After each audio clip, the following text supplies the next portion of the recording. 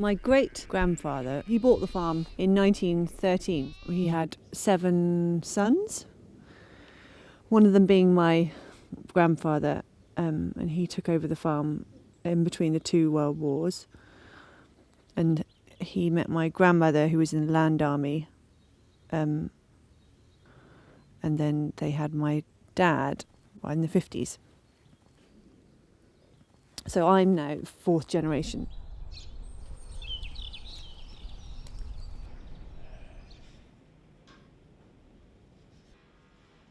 Well, we've lived here for 100 years now. What about the farm today? How's it changed since you were Well, it's changed a lot in the last 4 years. What happened 4 years ago? Tilly sort of hit the ground running. So it's changing.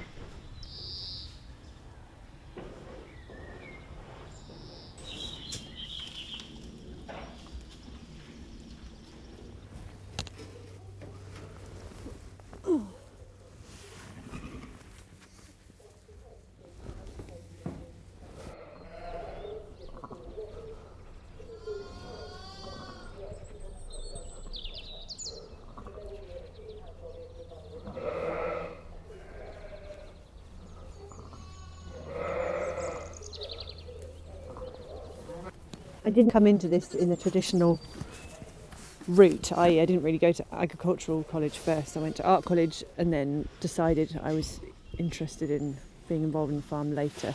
So I went over to Ireland and did a year in agricultural college there, and then did a year's shepherding job in New Zealand, and then came back here 4 years ago. So I've been doing this for 4 years now. This is my 4th lambing this year. Do you think the fact that Tilly's a woman makes a big difference? The only difference is physical strength to an extent. You know, a woman can be just as practical as a man, but can she actually sort of physically, occasionally, apply the amount of brute force that you occasionally need? And most of the time Tilly can, because she's physically strong, you know, and isn't afraid to try and show it or make the effort. When she went to college in Ireland, she was very isolated over there, you know. She had dealt with a lot of great big grumping sort of dairy farmers' sons, and you know, they thought, what on earth is this quite well-spoken young lady coming over to West Cork, you know, taking us on, you know. We think she's a bloody fool, but she kept at it, and they eventually respected her.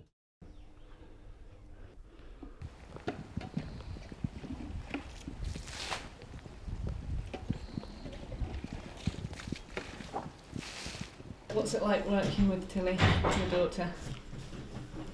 Well, it has to work on a relationship level before you're talking about working together. But for me and Tilly, it's quite sort of polite and deferential and quite gentlemanly sometimes, and quite sort of quite gentle as well.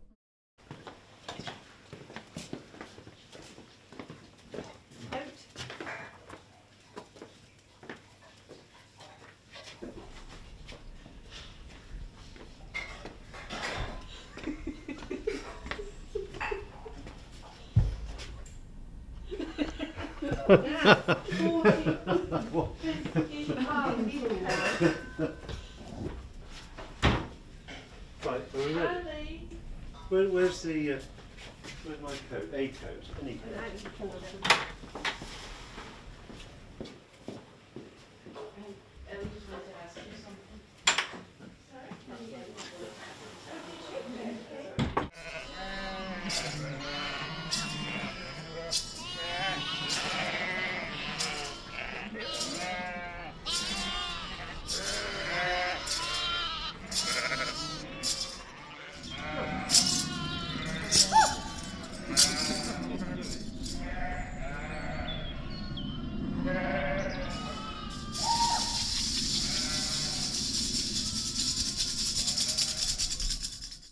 Me and Dad's are a team, definitely, and I look to him for lots of many things. I'm still learning a lot from him too. We're great pals and we work well together. Once he's not around, I don't know what the hell I'm going to do.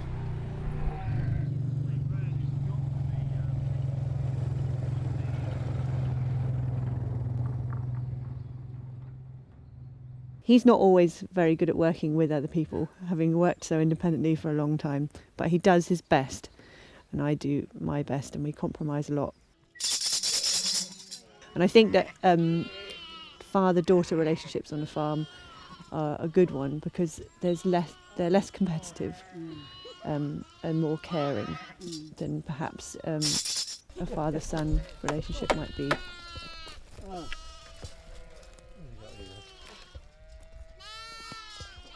I mean, she's got a temper, and so have I. She'll let her express her temper, but I don't.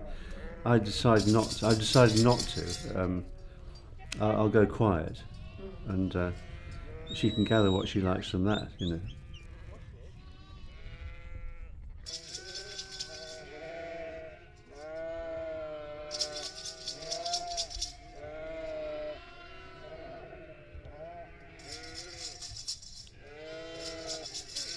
It's the same with any job. You need to express some kind of something about what you're doing, otherwise it just goes round and round in your head. And especially with sheep and lambs, they can drive you bonkers because they're so annoying. You need to vent on somebody, and Dad understands those frustrations. So we have a lot of sheep chat that I can't have with anybody else because nobody else understands. You've got to make up your mind. So warm, cold, Making your hot. mind up.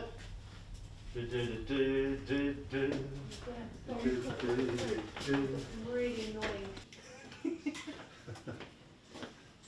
Oh.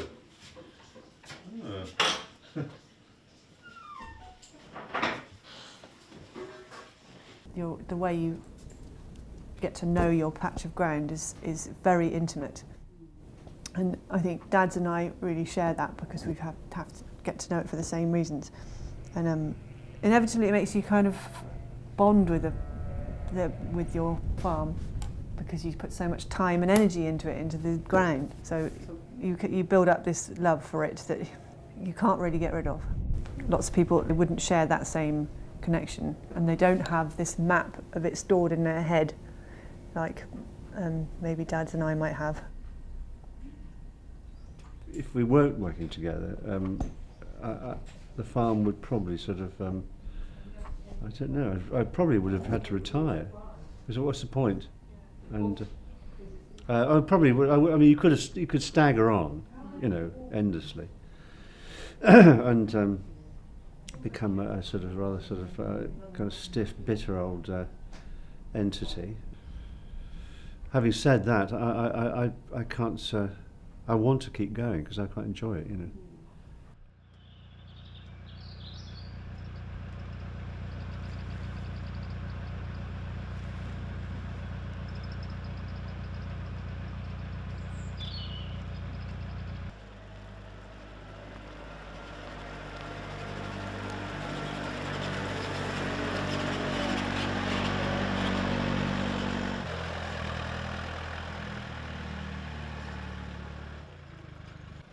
It's probably more demanding now for me and for Tilly than it might have been when people employed labour to a greater extent. There was a kind of movement away from the land, you know, and people working on the land weren't earning a hell of a lot. So you've got an ageing farming population, basically. Tilly is the next generation, but the average age of British farmer is about 59 years old. You know, it's too much. It's too high. I think that it's very important for young people to understand the landscape and a rural environment, and to love it. You know, I think that's something that we're losing as a generation, like our closeness to the land. That's kind of key thing to me, and that's something I essentially believe in, learning about the environment around me and being able to look after it.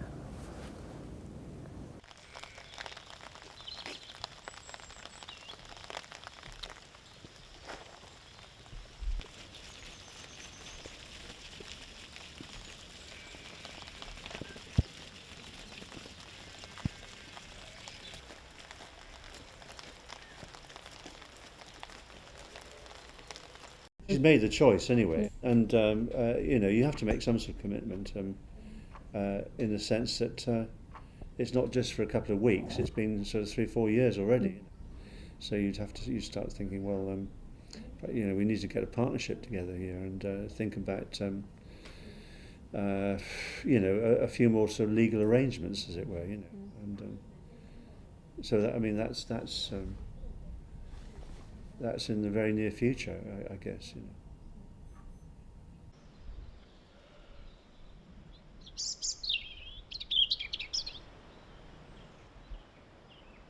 I don't know. I mean, to a certain degree, I need to be left to my own devices a bit. But I don't want to, you know, step on Dad's toes in that way. I'm very conscious of not. Everyone always says to me, "Oh, so you're taking over the farm?" I'm like, "Are you completely blind? There's this other person here that's the heart of it, and it's not as simple as that. One generation doesn't stop and the other one starts. There's this crossover period where we've got to figure out the next bit. That's what I feel like we're in right now."